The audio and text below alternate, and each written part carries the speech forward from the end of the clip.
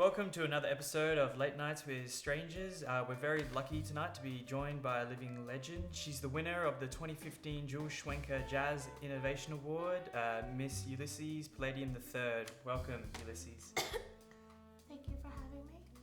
Well, I want to ask about your upbringing. Was jazz always a part?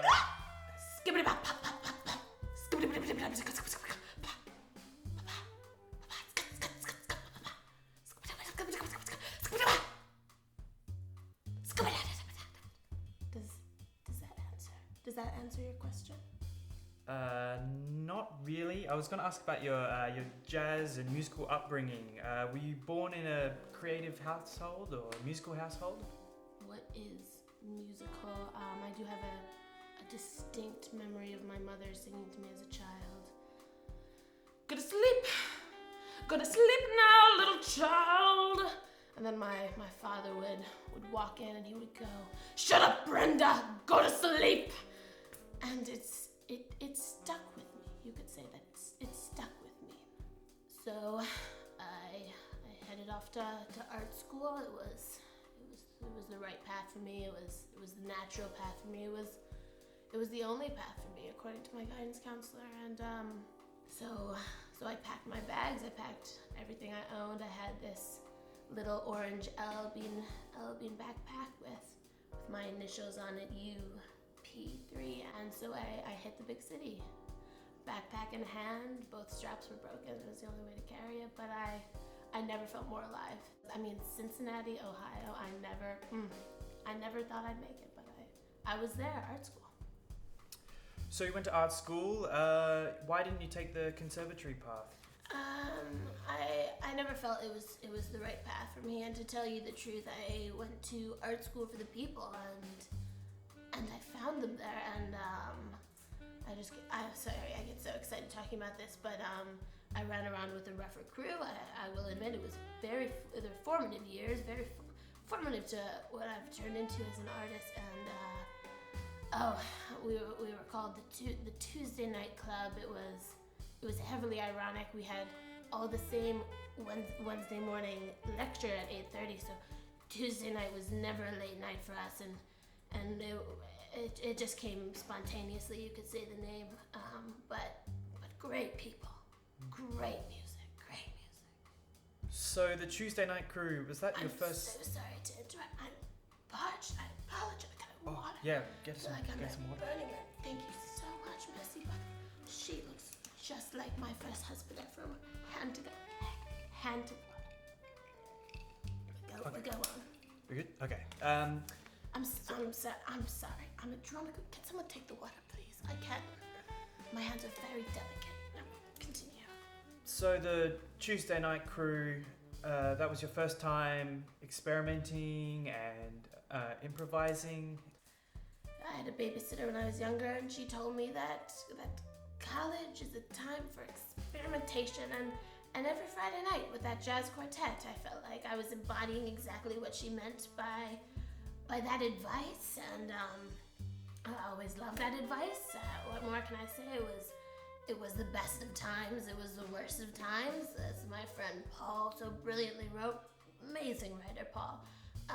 We didn't call him Paul naturally. We all had nicknames.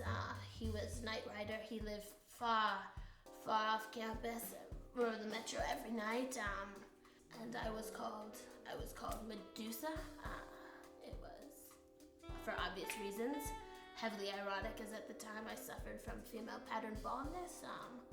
But it was a crew you would not easily forget. I'll give them that. So what kind of experimentation and improvisation were you doing at that time? Right.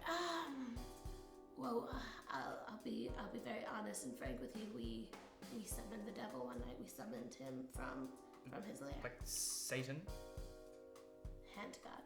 So were you trying to sell your soul to the devil, or? I had just dropped a lot of acid and listened to The Devil Went Down to Georgia. You know, the and then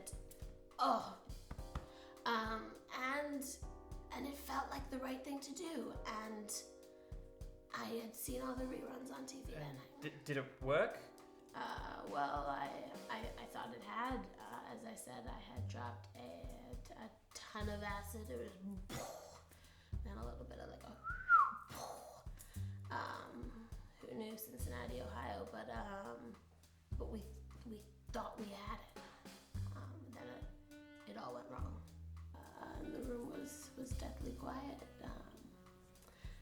And catacomb. It was, except for my friend Paul, who's a bit of a mouth breather, night rider, but heard just 3 distinct knocks on the door, and I got up and I answered, and I'll never forget what my drug-addled mind saw.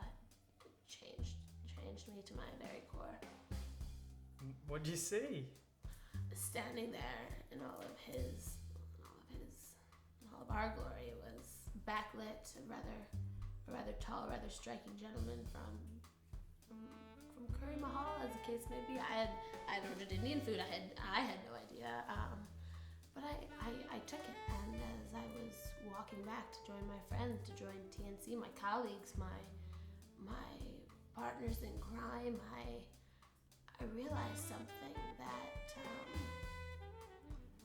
was ready for a solo career, and I went with it. So that sounds like amazing breakthrough that night for your career and like your inspirations. I mean, what I remember most is that the food was incredible. I pretended I lost my wallet and I didn't have to pay for a thing. It was amazing. And on that inspiring note, let's cut to what we're all here for. Let's hear Ulysses play something for us. Take it away, Ulysses. Yes, Ephraim, darling, thank you. Just a few warm-ups that I picked up over the years, and sabbaticals and whatnot. Just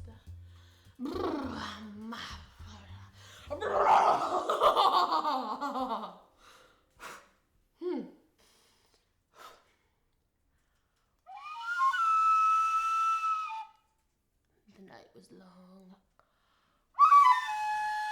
and the road was long, and I had lost my way. And I told Billy no,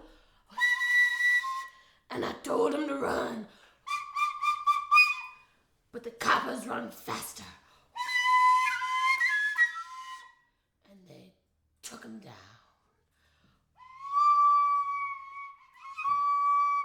And I stood by the ocean, and a choo-choo train rolled by, and I lost my train of thought. And I tried to think of a pun because of the train.